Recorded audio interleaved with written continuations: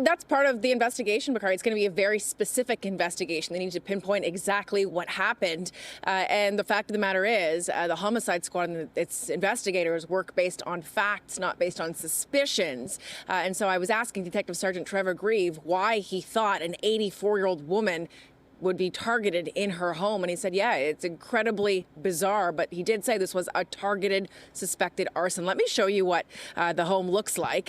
We have the Ontario Fire Marshal's office who's here along with investigators with Toronto Police Forensics and Fire. And they're really trying to piece all of this together. But her name is Giovanna Ballestrieri. She is 84 years old. She lived here at this home by herself, had lived here originally with her spouse for about 20 years or so, Bakari and Phil. I'm told she's got 2 children, 2 sons who live in the United States, and now they're going to be tasked with coming home to grieve the death of their mother.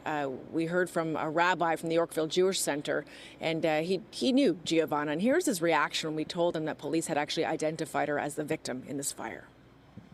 She would always stop and, how are you, Rabbi? How's it going? How's life? And I would say, how are you always so full of energy? And she would comment, I'm 80-something years old. I never knew the exact age. And I would say, wow, it's amazing that you're so full of energy, so full of life. And she was with a very thick, beautiful Italian accent and always just very bubbly, and she would walk by, I would say, I would see her at least weekly. Wow.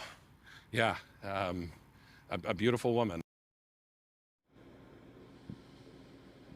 And so neighbors, they're just absolutely dismayed by what has happened here. I spoke with both actually next door neighbors, one of them telling me that he was at home in bed with his spouse when he started to smell smoke and started to hear windows shattering. He ran outside, he saw the fire and tried to get in through Giovanna's front door, saying that there was just too much smoke. He couldn't get in. Once first responders managed to get in, he called 911, by the way. They went upstairs, they found her on the 2nd floor, and that's when she was brought out, transported to hospital, where she has since died from her injuries.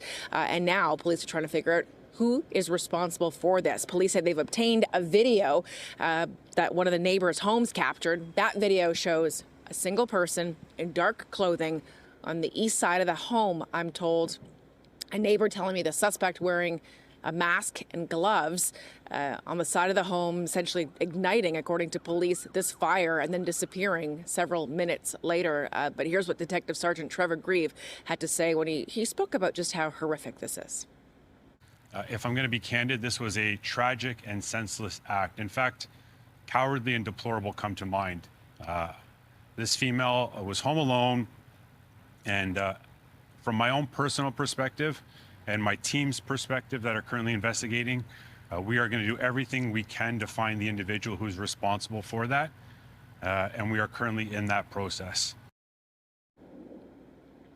And Detective Sergeant Grieve does believe that Giovanna Ballestrieri was killed because of the fire, that there was no other cause of death determined by the autopsy, which was conducted today.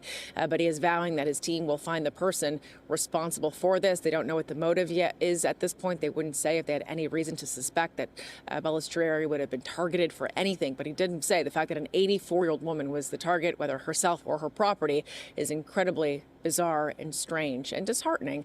And so he's urging anyone that might have information to come forward about this case. Back to you. Yeah, I'll be very interested to see, what comes out of this investigation. Beatrice Vaisman in the Annex, thanks so much.